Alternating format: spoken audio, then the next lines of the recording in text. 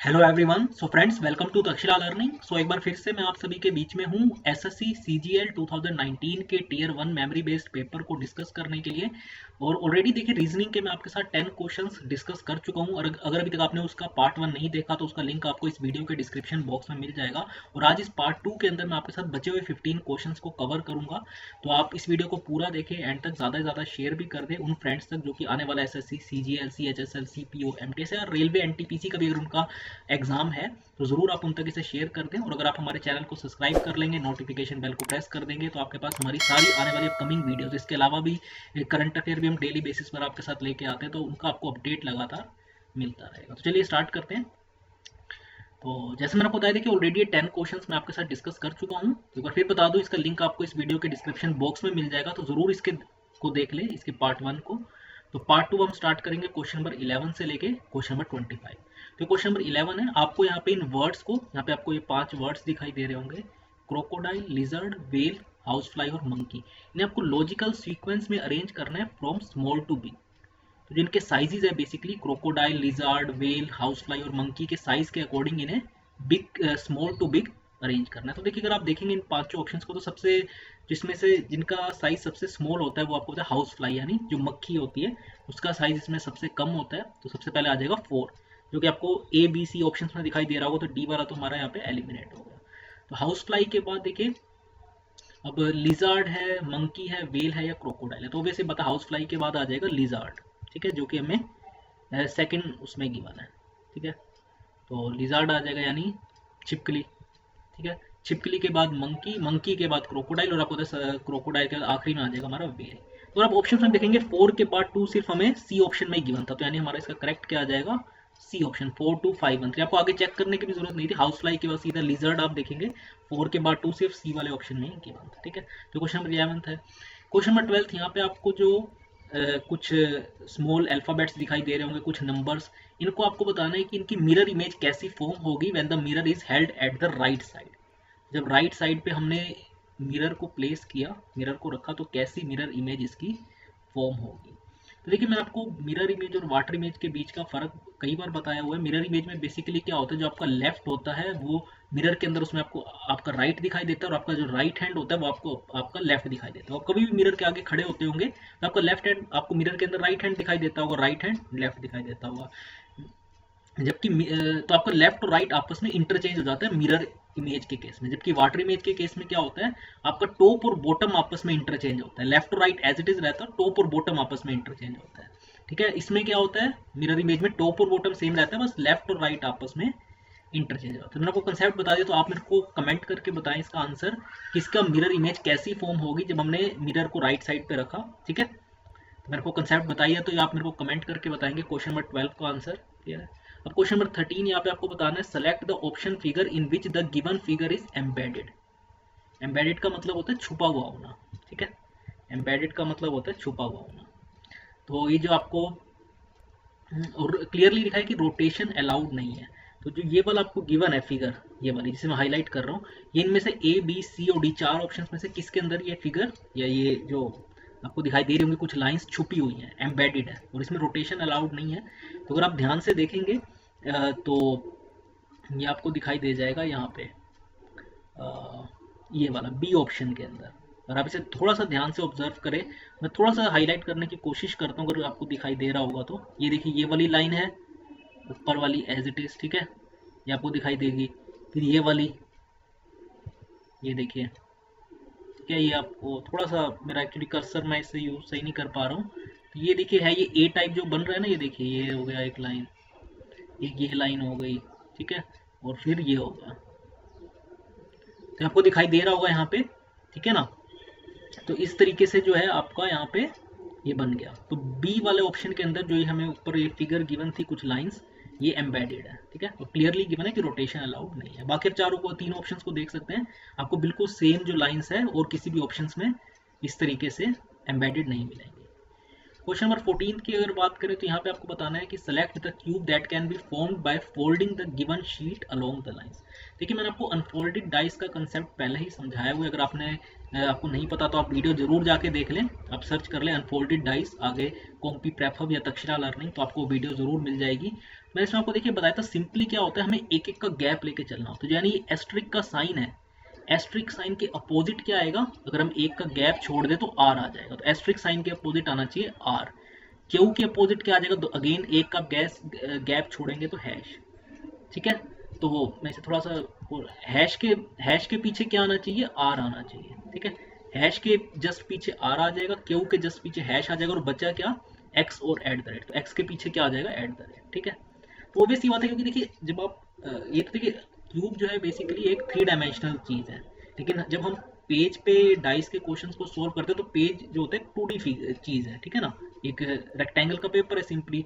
जबकि क्यूब जो होता है जिससे आप डाइस भी खेलते हैं, आपने देखा होगा, ठीक है ना, डाइस की गेम खेली हुई होगी, तो उसी तरीके से वो एक 3D फिगर होते हैं। तो यहाँ पे हमें सिर्फ 3 ही साइड्स क्यूब की दिखाई दे रही है, ठीक है। और मैंने आपको बताया क्योंकि देखिए अब अगर एस्ट्रिक आपको दिखाई देगा तो उसके अपोजिट वाली चीज हमें नहीं दिखाई देगी, अगर क्योंकि यहाँ पे देखिए सिर्फ 3 ही साइड्स दिखाई दे रही है, तो अगर एस्ट्रिक यहाँ पे आपको दिख जाए तो उसके अपोजिट आर नहीं होना चाहिए, अगर क्यू दिखाई दे जाए तो आपको हैश नहीं होना चाहिए, और अगर एक्स का साइन दिखा जाए तो एट द रेट नहीं होना चाहिए, क्योंकि मैंने बताया यहाँ पे आपको सिर्फ 3 ही साइड्स विजिबल होंगी।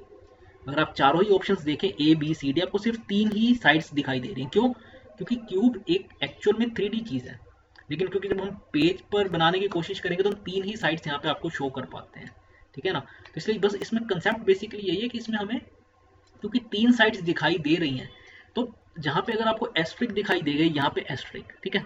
अब एस्ट्रिक के जस्ट नीचे जो होना चाहिए वो आर होना चाहिए, जबकि यहाँ पे आर देखिए बिल्कुल यहाँ पे दिखाई दे रही है, जबकि एस्ट्रिक के जस्ट नीचे आर होना चाहिए, तो बिल्कुल इसके साइड है, तो इसलिए सी वाला ऑप्शन हमारा एलिमिनेट हो गया यहाँ पे, ठीक है ना। वैसे डी वाला देख लेते हैं।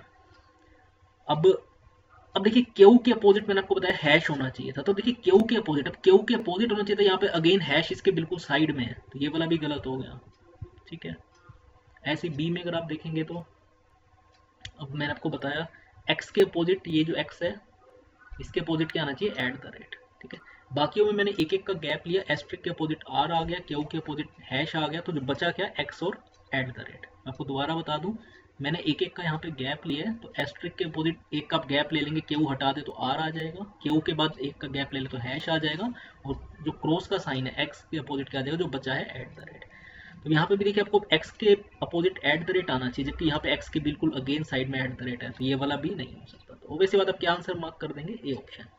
लेकिन यहाँ पे आप देख सकते हैं, अब इसमें देख ले, अगर यहाँ पे x है तो आपको एट द रेट नहीं दिखाई दे रहा होगा, अगर r है तो आपको एस्ट्रिक का साइन नहीं दिखा रहा होगा, और अगर क्यू और हैश में से एक आपको क्यू दिखाई दिया होगा, ठीक है ना। मैंने आपको बताया क्योंकि देखिए ये एक अनफोल्डेड फॉर्म है डाइस की, लेकिन जब हम इसे क्यूब की फॉर्म में बना रहे हैं तो हमें सिर्फ इसकी 3 साइड्स ही विजिबल है, और 3 विजिबल नहीं है, ठीक है ना। और जो विजिबल नहीं है तो एस्ट्रिक के अपोजिट आर, अगर आपको एस्ट्रिक दिखाई दे रहा है तो आर नहीं दिखना चाहिए, जबकि सी वाले ऑप्शन में दिखाई दे रहा था, इसलिए वो हमारा गलत हो गया, इसका करेक्ट ऑप्शन हो गया ए।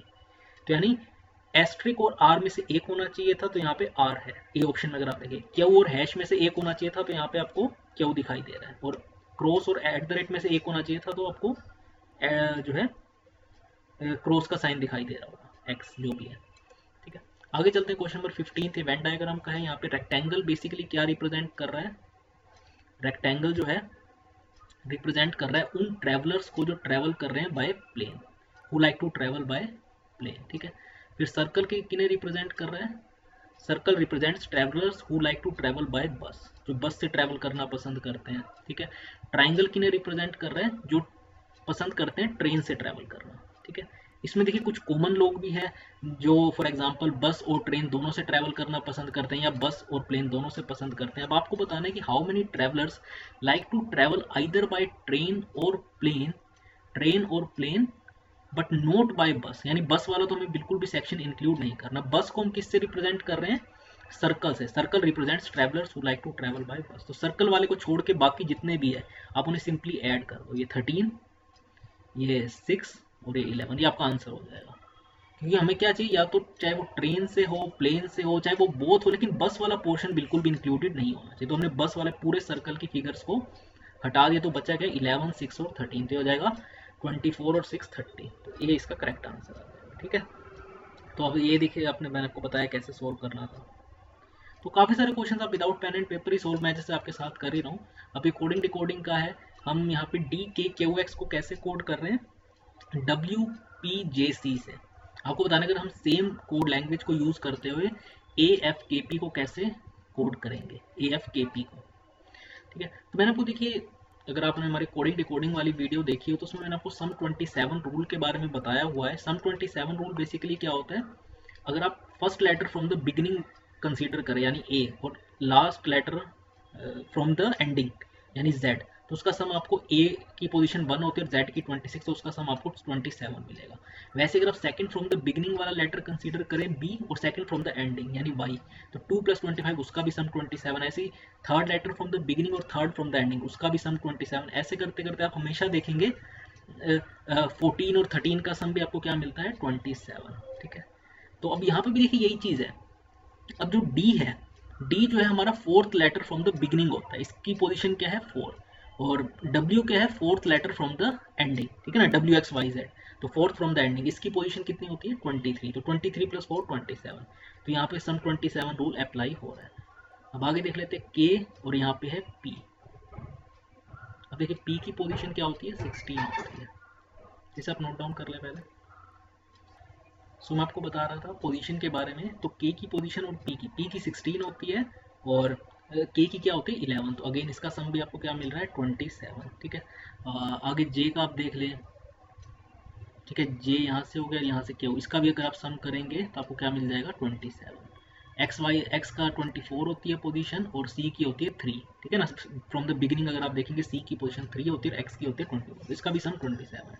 तो बस यहीं पे आपको ये करना है, आपको बताना है AFKP को हम क्या कोड करेंगे। तो आप क्या करेंगे, सिंपली 27 में से जैसे ए है, आप ए की पोजीशन को माइनस कर देंगे, यानी 27 में से 1 माइनस करेंगे तो 26, यानी ए के करस्पॉन्डिंग क्या आना चाहिए जेड, जो कि आपको चारों ऑप्शंस में ही दिखाई दे रहा है।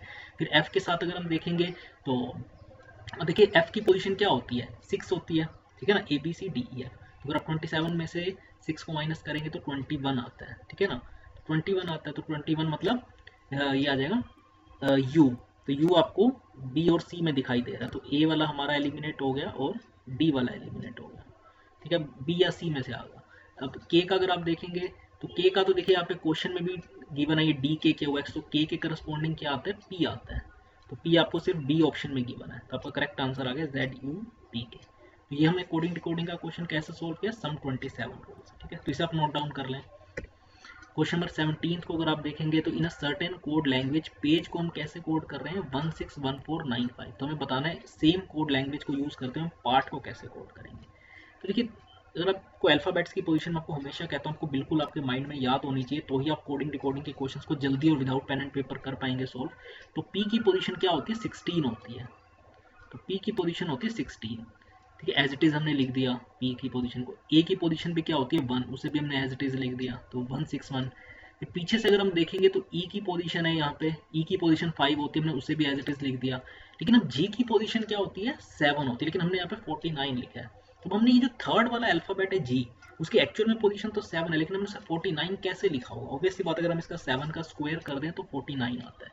तो यानी आउट ऑफ 4 अल्फाबेट्स हमने 3 अल्फाबेट्स की पोजीशन को तो एज इट इज लिखा, और जो थर्ड पोजीशन पे अल्फाबेट है उसकी पोजीशन को स्क्वायर कर दिया। तो यहाँ पे भी अगर हम ऐसे ही करके देखें तो पी ए तो एज इट इज दोनों पेज और पार्ट में अगर आप देखेंगे पी और ए तो कॉमन है, तो 16 क्या आ जाएगा 161, क्योंकि आपको तीनों ही ऑप्शंस में दिखाई दे रहा होगा। ठीक है, फिर आर की पोजीशन क्या होती है 18, तो अब जो थर्ड पोजीशन पे है, जैसे जी के केस में हमने स्क्वायर किया 7 का स्क्वायर 49, तो वैसे आर का अगर आप स्क्वायर करेंगे तो 324 आ जाएगा, जो कि आपको सिर्फ पहले वाले ऑप्शन में की, मतलब टी की पोजीशन 20 होती है आखिरी में, आपको दिखाई दे रहा होगा। तो इसका करेक्ट आंसर क्या होगा ए ऑप्शन। क्लियर है, तो ऐसे भी कोडिंग डिकोडिंग का क्वेश्चन आ सकता है। क्वेश्चन नंबर 18 में चाहता हूँ आप खुद से सोल्व करें। यहाँ पे आपकी इक्वेशन बन जाएगी, in a certain group of men and horses the total number of legs is 14, more than twice the number of heads. तो आप एक चीज देखें, बस यहाँ पे देखिए समझना क्या है, आप इनिशियली एज्यूम कर ले खुद से नंबर ऑफ मैन अगर x है और हॉर्सेस अगर y है, तो आपको पता है कि देखिए किसी भी एक पर्सन की, किसी भी एक मैन की हमारी कितनी टांगे होती है 2 टांगे होती है, जबकि हॉर्स की कितनी होती है 4। ठीक है ना, तो फॉर एग्जांपल अगर मैंने एक्स मैन एज्यूम की है तो हर एक की कितनी लेग होती है 2, तो 2x हो जाएगा, प्लस में हॉर्स की कितनी होती है 4, तो 4y हो जाएगा, is twice the number of heads. तो देखिए हेड तो दोनों के ही सेम होते हैं, एक एक होते हैं। ठीक है ना, हाँ as an human being man का भी एक ही हेड होता है और हॉर्स का भी एक ही हेड होता है, लेकिन लेग्स के केस में फर्क आपको पता चल गया होगा कि ह्यूमन की 2 लेग्स होती है और हॉर्स की 4। तो बस आपकी यहाँ पे इक्वेशन फॉर्म हो जाएगी और आपके पास एक्स और वाई दोनों की वैल्यूज आ जाएंगे और आपको बताना है यहाँ पे, क्योंकि हॉर्स की वैल्यू है तो वो फिर आप इजीली बता पाएंगे। तो आपको मेरे को कमेंट करके बताना है कि कितने हॉर्सेज है इस ग्रुप के अंदर। क्लियर है? तो मैं चाहता हूँ कमेंट करके बताएं। इसका भी आंसर आपको देखिए मैंने कई बार ट्राइंगल्स के क्वेश्चन आपको बताए हुए हैं कि कैसे सोल्व करते हैं। How many triangles are present in the given figure. ठीक है, ये देखिए विजुअली है, आपको थोड़ा सा इनकी प्रैक्टिस भी करनी होगी, क्योंकि कई बार इसमें अगर आपसे एक ट्राइंगल की भी गिनती में गलती होगी तो आपका आंसर गलत हो जाएगा। ठीक है ना? इसका मैं आपको आंसर बता देता हूँ। इसका आंसर है सी ऑप्शन, यानी यहाँ पे 22 ट्राइंगल्स फॉर्म हो रहे हैं। तो ये आपको चेक करना है, अगर आपको लगता है आपके कम बन रहे हैं तो आप मेरे को कमेंट कर देना इस वीडियो के अंदर। मैं आपको एग्जैक्टली बता दूंगा नंबरिंग करके ABCDEFGH करके इस पूरी फिगर की, तो मैं आपसे फिर हम वेरीफाई कर लेंगे। तो इसके ऊपर आंसर करेक्ट क्या है? C option. Question number 20। यहाँ पे देखिए हमें 4 वर्ड्स गिवन है जिसमें से 3 के अंदर कुछ सिमिलैरिटी है, are 3 are alike in some manner. ठीक है, वाइल 1 इज डिफरेंट। आपको भाई ओड वर्ड यहाँ पे सेलेक्ट करना है। ठीक है, ओड वर्ड को आइडेंटिफाई करना है। तो जो हमारे 4 वर्ड्स हैं यहाँ पे आयरन, कॉपर, सिल्वर और ब्रास। देखिए अगर मैं आपको बताऊं तो आयरन, कॉपर और सिल्वर हमारे यहाँ पर क्या है? मेटल्स है। मेटल्स यानी प्योर, जो एक ही सब्सटेंस या एक ही एटम्स मॉलिक्यूल से बन के मिल के बनते हैं। जबकि ब्रास क्या है? हमारा यहाँ पे एक एलॉय है। एलॉय बेसिकली क्या होता है? जो दो या दो से ज्यादा मेटल्स के कॉम्बिनेशन से बनता है, हम उसे एलॉय कहते हैं। ठीक है, जबकि आयरन, कॉपर और सिल्वर जो है वो अपने आप में प्योर है, उसमें हम कोई किसी तरीके की मिक्सिंग नहीं करते हैं। ठीक है ना? जबकि ब्रास जो है या जो भी एलॉयज होते हैं वो दो या दो से ज्यादा मेटल्स को मिक्स करके बनते हैं। तुम्हारे ये 3 ऊपर वाले मेटल्स है प्योर, जबकि चौथा जो ब्रास है वो यहाँ पे हमारा एलॉय है। क्लियर है? तो क्वेश्चन नंबर 20 तक आपको क्लियर हो गया होगा। अब आगे चलते हैं। अब आपकी स्क्रीन पे है ये पेपर फोल्डिंग से रिलेटेड क्वेश्चन है। The sequence of folding a piece of paper and the manner in which the folded paper has been cut is shown in the following figures. ठीक है, आपको बताना है कि जब हम इस पेपर को फिर अनफोल्ड करेंगे तो कैसा अपीयर होगा 4 ऑप्शंस में से। ठीक है, तो सबसे पहले हम एक पूरा पेज गिवन था, यहाँ पे आपको दिखाई दे रहा होगा इस वाली फिगर में। ठीक है, ये आपको पूरा पेज दिखाई दे रहा है। फिर हमने इसे बिल्कुल सबसे पहले इस तरीके से हाफ किया और फिर इस तरीके से। तो आखिरी में हमने क्या किया? इसमें टोटल 3 कट्स लगाए, एक सर्कल का यहाँ पे, एक सर्कल का यहाँ पे और एक ट्राइंगल का यहाँ पे। ठीक है, तो इस तरीके से बनाया। तो ऑब्वियसली बात, जब हम इसे अनफोल्ड करेंगे यही सेम चीजें आपको एक यहाँ पर भी मिलेंगी, एक इस तरफ भी मिलेंगी और एक इस तरफ भी मिलेंगी। जब हम इसको अनफोल्ड करेंगे तो ये जो हमने देखिए 3 कट्स लगाए हैं, मैं आपको एक बार फिर बता दूं, हमने यहाँ पे 3 कट्स लगाए हैं, एक यहाँ पे 2 सर्कल्स और एक ट्राइंगल। तो देखिए यही चीज हमें यहाँ पर भी मिलेगी, यहाँ पर भी मिलेगी और यहाँ पर भी, जब हम इसे अनफोल्ड करेंगे। बस आपको इनकी डायरेक्शंस का ध्यान रखना है। ठीक है ना? तो अब देखिए डी वाला ऑप्शन तो सीधे तरीके से गलत हो गया, क्योंकि आपको देखिए टोटल कितने सर्कल्स होने चाहिए, क्योंकि 2 है तो 2 2 4 2 6 2 8, टोटल 8 सर्कल्स होने चाहिए थे, जबकि यहाँ पे 4 ही सर्कल्स है। तो ये वाला तुम्हारा देखते ही गलत हो गया, डी वाला। ठीक है, बाकी में अगर हम देखेंगे तो सर्कल्स कितने? 8 ही है। अब देखिए ए वाला भी गलत हो गया, क्योंकि ए में कितने सर्कल्स आपको दिखाई दे रहे हैं? 4, जबकि मैंने कहा 8 होने चाहिए। तब देखिए 2 ऑप्शन तो आपके सीधा एलिमिनेट हो गया, बचा बी और सी में से। तो देखिए इनकी पोजीशंस अगर आप देखें, अब देखिए जो एक्चुअल हमने कट लगाया है, अब मैं एक बार दोबारा रब करके आपको दिखा देता हूँ। ये देखिए बहुत ईजी हो गया सोल्व करना। एक यहाँ पे सर्कल आ रहा है, एक सर्कल यहाँ पे, ये तो देखिए आएगा ही आएगा यहाँ पे, और एक ट्राइंगल यहाँ पे। ठीक है, जबकि यहाँ पे अगर आप देखेंगे तो ये बिल्कुल कोनों में गिवन है, जबकि ये हमारा यहाँ पे होना चाहिए था, यहाँ पे और यहाँ पे। वैसे ये जो 2 सर्कल्स है, एक यहाँ पे आ गया, एक यहाँ पे आ गया। फिर इधर जब हम देखेंगे यहाँ पे एक इधर। ठीक है, और वैसे ही ठीक है, एक यहाँ पे आ गया और एक यहाँ पे आ गया। तो टोटल 8 सर्कल्स जो है हमारे इस तरीके से बनेंगे, ना कि जो बी की तरह गिवन है। क्लियर है? तो आपको थोड़ा सा विजुअली एनालाइज करना है बस। इसका तो हमारा देखिए ए बी तो पहले ही गलत है, तो इसका करेक्ट आंसर क्या हो जाएगा? C option. ठीक है, तो बस थोड़ा सा आपको, अब देखिए 2 ऑप्शन तो सीधा एलिमिनेट हो गए। बी और सी में आपको क्लियर फर्क पता चल ही रहा होगा कि जब हम इसे अनफोल्ड करेंगे तो किस तरीके से हमारे स्मॉल सर्कल्स। और अब आप ये भी देख सकते हैं कि ट्राइंगल हमारे कितने आने चाहिए? 4 ट्राइंगल आने चाहिए थे। यहाँ पे बी वाले ऑप्शन में सिर्फ 2 ट्राइंगल है, इससे भी आप सीधा एलिमिनेट कर सकते हैं बी वाले को। ठीक है ना? सर्कल्स 8 आने चाहिए थे, जबकि ए और डी में हमें कितने सर्कल्स गिवन है? 4 4। तो ए और सी ऐसे एलिमिनेट हो गए, ए और सी वाला, डी वाला ऑप्शन। ठीक है, ए और डी वाला ऑप्शन सर्कल से हमने गिन के कैंसिल कर दिया, जबकि बी वाला जो है ट्राइंगल्स की काउंटिंग करके, क्योंकि ट्राइंगल्स 4 होने चाहिए थे, जबकि बी ऑप्शन में सिर्फ 2 है। तो आप इजीली इस क्वेश्चन को सोल्व कर सकते थे। क्वेश्चन नंबर 22, यहाँ पे आपको बताना है इस क्वेश्चन मार्क के प्लेस पे क्या आएगा। अगेन आप थोड़ा सा अल्फाबेट्स की पोजीशन देखेंगे तो यहाँ पे क्यू है, एन है, स्मॉल में देख लेते हैं सबसे पहले के और एच। अगर हम यहाँ से चले तो एच से के कैसे आया होगा, या ई F G H I J के, तो एच में आप +3 करेंगे तो के आ जाता है, के में अगर आप एल एम एन +3 करेंगे एन, और एन में +3 करेंगे तो ओ पी क्यू। तो यानी हम क्या कर रहे हैं, +3 या -3 अगर हम लेफ्ट से राइट की तरफ जाएंगे तो क्या कर रहे हैं -3, या अगर आप राइट से लेफ्ट की तरफ जाएंगे तो +3, क्योंकि एच से के कैसे आता है +3 करके, के से एन +3, एन से क्यू +3। अगर हम क्यू से एन कैसे आए -3, एन से के -3 और के से एच -3। ठीक है, तो अब इसमें फिर -3 कर दें एच के अंदर, क्या आ जाएगा, अब देखें ई आ जाएगा स्मॉल के अंदर, जो कि हमें बी ऑप्शन में गिवन है, ई आ जाएगा स्मॉल के अंदर, कैपिटल में नहीं आएगा ये, है ना। तो ए वाला भी गलत हो गया, डी सी वाला भी गलत होगा कि यहाँ पे एफ है गिवन, तो अब या तो बी आंसर होगा या डी आंसर होगा। तो हम कैपिटल लेटर्स का देख लेते हैं, तो डी से एच कैसे आया होगा, D E F G H +4, H से L I J K L +4, L M N O P +4, तो पी में क्यू आर एस टी, तो टी आना चाहिए, जो कि हमें डी ऑप्शन में गिवन है। तो बी वाला भी गलत हो गया, हमें एस गिवन है, तो आगे आपको चेक करने की भी जरूरत नहीं है, आपके 3 ऑप्शन अगर एलिमिनेट हो गए तो आंसर हो जाएगा ई टी डी। ठीक है, तो इस तरीके से आपने देखा होगा कितने सारे क्वेश्चन हमने ओरली सोल्व किए। मेरे पास तो देखिए पेन एंड पेपर भी नहीं है, और जल्दी से ऑप्शन एलिमिनेट हो रहे हैं। अभी आपको बताना है कि select the set of letters that when sequentially placed in the blanks of the given letter series will complete the series. तो ब्लैंक के प्लेस पे क्या आएगा, क्या पे एफ जी एच आना चाहिए, तो F G H G F G F F H. अब आप ये देखिए, मैं आप चाहता हूँ आप मेरे को कमेंट करके बताएं, या मैं आपको इसका करेक्ट पैटर्न बता देता हूँ क्या आएगा। एक सेकेंड, ये आ जाएगा, ये आ जाएगा, देखिए हमारा सी वाला बन जाएगा F G H G H F, फिर एच एफ जी, फिर F G H G F, और इस तरीके से मैं आपसे सी वाला होगा आंसर मोस्ट प्रोबेबली। तो आप लोग एक बार चेक कर लेना, ठीक है।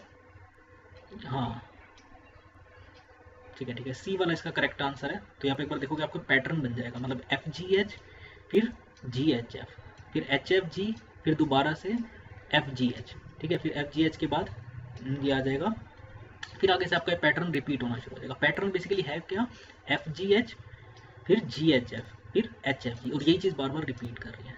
ठीक है, 9 अल्फ़ाबेट्स का सेट है जो बार बार रिपीट कर रहा है। वो 9 अल्फ़ाबेट्स कौन से हैं, एफ जी एच, जी एच एफ और फिर एच एफ जी, ये बार बार आपके रिपीट कर रहे हैं। ठीक है, अब क्वेश्चन नंबर 24 का मैं चाहता हूँ आप खुद से आंसर दें। ये इक्वल टू का यहाँ पे साइन है। ठीक है, आपको बेसिकली बताना है कि हम किन दो नंबर्स को यहाँ पे आपस में रिप्लेस करें फ्रॉम आइदर साइड, और both the sides are interchange, ताकि जो हमारा करेक्ट नंबर्स है to interchange from the given options. ठीक है, ताकि मतलब इक्वल टू के दोनों तरफ वैल्यू हमारी सेम आ जाए। The two given expression on both the sides of the equal to sign will have the same value. Same value कब आएगी ये आपको बताना है, अगर किन हम दो नंबर्स को आपस में या तो एक ही तरफ या दोनों साइड्स इंटरचेंज करें, ताकि जो हमारा आंसर है वो करेक्ट हो जाए। क्या वो 8 7 को आपस में इंटरचेंज करने से हमारा इक्वल टू के दोनों तरफ वैल्यूज आ जाएंगी बराबर, या 6 4 3 4 या 6 8, या आप मेरे को कमेंट करके बताना। ये देखिए बहुत बेसिक क्वेश्चन है, इसमें आपको सिर्फ क्या प्लस माइनस ही तो करना है, बस आपको ये देखना है कि किन दो डिजिट्स को हम आपस में इंटरचेंज करेंगे कि इक्वल टू के दोनों तरफ वाली वैल्यूज हमारी बराबर आ जाए। ठीक है, इससे पिछले क्वेश्चन का मैं दोबारा बता दूं, बस यहाँ पे आपको पैटर्न को ऑब्जर्व करना। तो पैटर्न हमारा यहाँ पे क्या था, 9 अल्फाबेट्स का सेट जो बार बार रिपीट कर रहा है, यानी F G H G H F और एच एफ जी, ये बार बार आप देखेंगे आपका रिपीट कर रहा है। ठीक है, और आखिरी में हमारा है बहुत इजी क्वेश्चन है, astronomy is related to stars. जो लोग स्टार्स की स्टडी करते हैं या हम यूनिवर्स की स्टडी करते हैं उसे क्या कहते हैं, एस्ट्रोनॉमी कहते हैं। वैसे जो लोग बोटनी की स्टडी करते होंगे वो किस क्या चीज़ पढ़ते होंगे, जैसे एस्ट्रोनॉमी के अंदर आप क्या करते हैं, स्टार्स को पढ़ते हैं, वैसे बोटनी के अंदर आप इनमें से किस चीज़ को की स्टडी करते होंगे, क्या प्लांट्स की, एनिमल्स की, माइंड्स की, या इमोशंस की।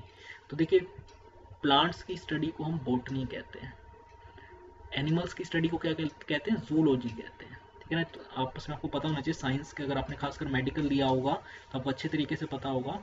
जिस तरीके से एस्ट्रोनॉमी की स्टडी करने वाले लोगों को स्टार्स के बारे में पढ़ना होता है, वैसे बोटनी की स्टडी करने वालों को उसके अंदर डिटेल में प्लांट्स के बारे में नॉलेज मिलती है। जो एनिमल्स की स्टडी करते हैं उनको जूलॉजी पढ़नी होती है। ठीक है, ये चीज़ क्लियर हो गई होगी। आई होप सो 25 के 25 क्वेश्चंस मैंने आपके साथ जो पहले 10 क्वेश्चंस थे वो पार्ट 1 में कवर किए थे और बाकी के बचे हुए 15 क्वेश्चंस पार्ट 2 में। तो पार्ट 1 जरूर देख लेगा, आपको मैं बता दूं दोबारा, उसका लिंक आपको इस वीडियो के डिस्क्रिप्शन बॉक्स में मिल जाएगा।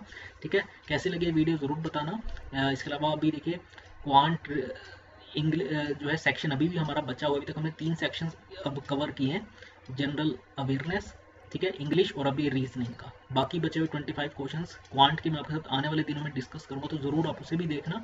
और डेली बेसिस पे करंट अफेयर मैंने आपको बताया वो मैं आपके साथ लेके आता ही हूँ डेली। ठीक है, और वेबसाइट विजिट करेंगे तो तक्षशिला लर्निंग जो है हमारी वेबसाइट, वहाँ पे आप बैंकिंग, एसएससी, रेलवे का पूरा कोर्स परचेज कर सकते हैं 6 मंथ्स 12 मंथ्स ड्यूरेशन के लिए।